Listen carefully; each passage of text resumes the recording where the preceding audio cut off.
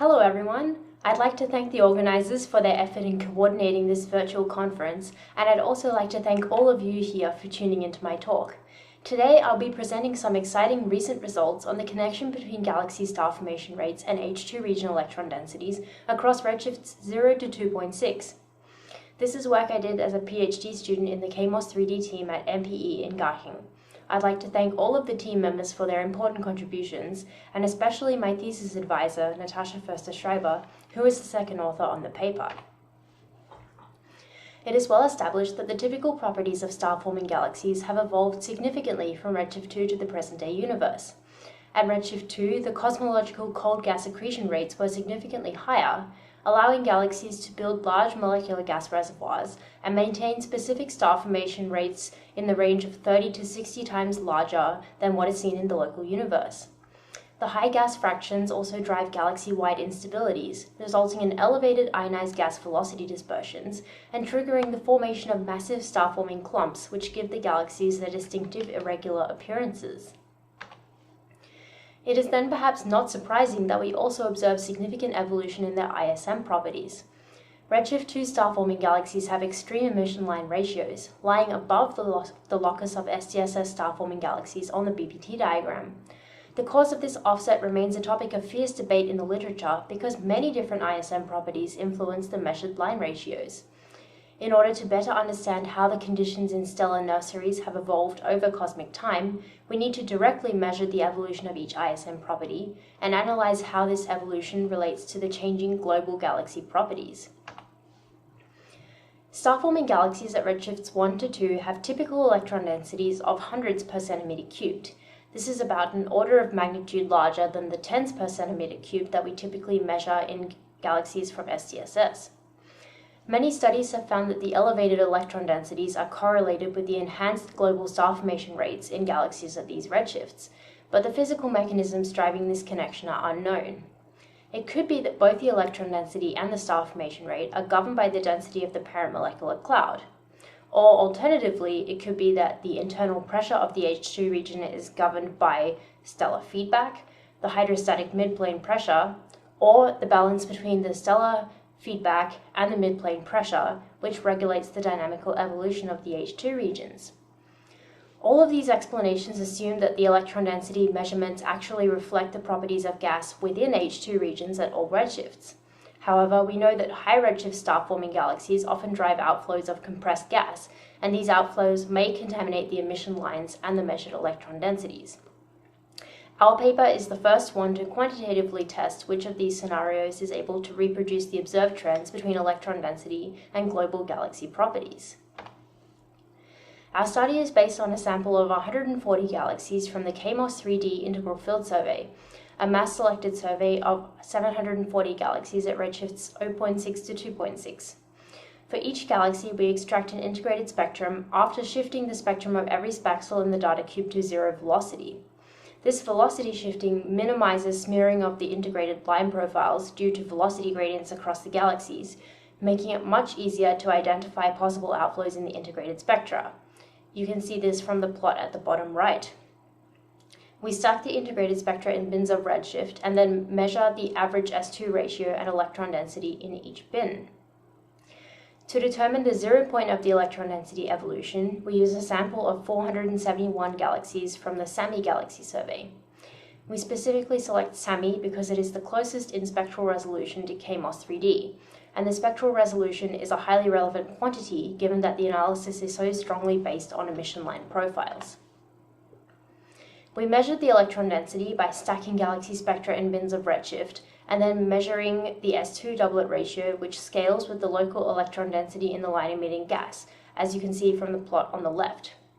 The results I'm presenting today are based purely on stacks of galaxies with no outflows and no AGN activity, because the emission line ratios of these galaxies should probe the conditions of gas within H2 regions. So here are the first results. The plot on the top left shows stacks of the S2 doublet for each of the 4 redshift slices, and the plot on the bottom right shows the measured electron density as a function of redshift. The colored symbols show our data, and the open symbols are measurements from other major surveys of high redshift galaxies, including MOSFIRE, KBSS, and FMOS-COSMOS. We confirm previous findings that the local electron density in the line-emitting gas decreases by around a factor of 6 to 10 from redshift 2 to redshift 0. Our sample is carefully selected to exclude systems with strong outflows, and yet we find results that are consistent with previous studies that did not remove these outflows. This agreement suggests that the enhanced electron densities in redshift 2 star-forming galaxies cannot be purely due to contamination from dense outflowing gas. For those who want to read more on this topic, I would direct you to Appendix A of the paper, which investigates how the measured electron densities change when galaxies with outflows or AGN activity are included in the stacks. Next, we explore how the electron density is related to the level of star formation in the galaxies. In these plots, the SAMI galaxies are shown in purple, and the KMOS 3D galaxies are shown in green. The electron density increases smoothly with the star formation rate, specific star formation rate, and star formation rate surface density across all of the redshifts probed by our data. However, the KMOS 3D galaxies have systematically higher electron densities than the SAMI galaxies at fixed main sequence offset, as you can see from the plot on the far right. This suggests that the electron density evolution could plausibly be linked to the evolving normalization of the star-forming main sequence. Most of the scenarios that have been proposed to explain the correlation between H2 region electron densities and galaxy star formation rates involve some kind of interaction between the H2 regions and the surrounding environment. To test which of these scenarios could be viable, we need to determine not only the average density of the line-emitting gas, which we have already done, but also how this gas is distributed within the H2 regions. We can do the latter by measuring the root mean square or RMS electron density, which is defined by the equations shown at the top left of the slide. Consider an H2 region that is filled with hot diffuse gas, but also contains some small clumps of line-emitting material that have densities of 50 per centimeter cubed and fill 1% of the H2 region volume. Based on the second equation, the RMS density of this H2 region would be 5 per centimeter cubed. If we were to double the number of line-emitting clumps but keep their densities the same, the filling factor would double to 2% and the RMS density would increase to 7.1 per centimeter cubed. If, on the other hand, we compress the clumps to half their original size, the S2 density would now double to 100 per centimeter cubed, but the filling factor would halve to 0.5% and the RMS density would decrease to 2.2 per centimeter cubed. We can use these relationships to investigate whether the filling factor of the line-emitting gas decreases or stays constant as the density of the line-emitting gas itself increases towards higher redshift. The plot on the right compares our measurements of the S2 density in gray and the RMS electron density in colored markers. The S2 and RMS densities evolve at approximately the same rate, as you can see from the black and gray lines, which have the same slope but different offsets.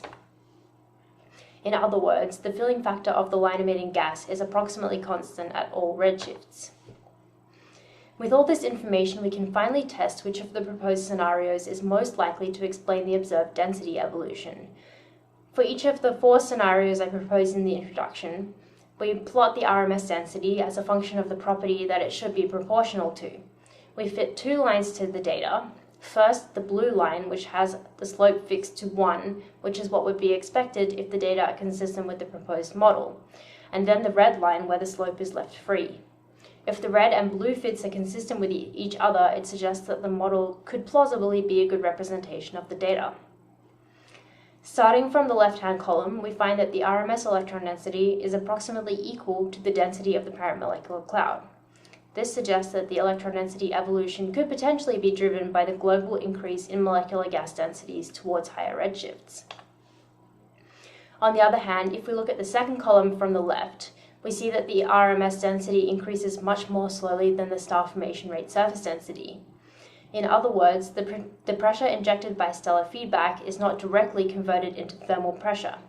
This could be because more of the injected turbulent pressure cascades into thermal pressure in low redshift H2 regions than in high redshift H2 regions. However, we do not currently have the means to measure the turbulent pressure and test this hypothesis. We find similar results for the mid-plane pressure, which also increases much more rapidly than the electron density. Finally, the rightmost column shows that the electron density could plausibly be governed by the ratio of the midplane pressure, which causes H2 regions to compress, to the feedback pressure, which drives their expansion. This ratio drives the dynamical evolution and final size of the H2 regions and could also plausibly govern their electron densities. I'll leave you with a summary of my key results. Please don't hesitate to email me if you have questions or would like to discuss anything further. Thank you very much for listening.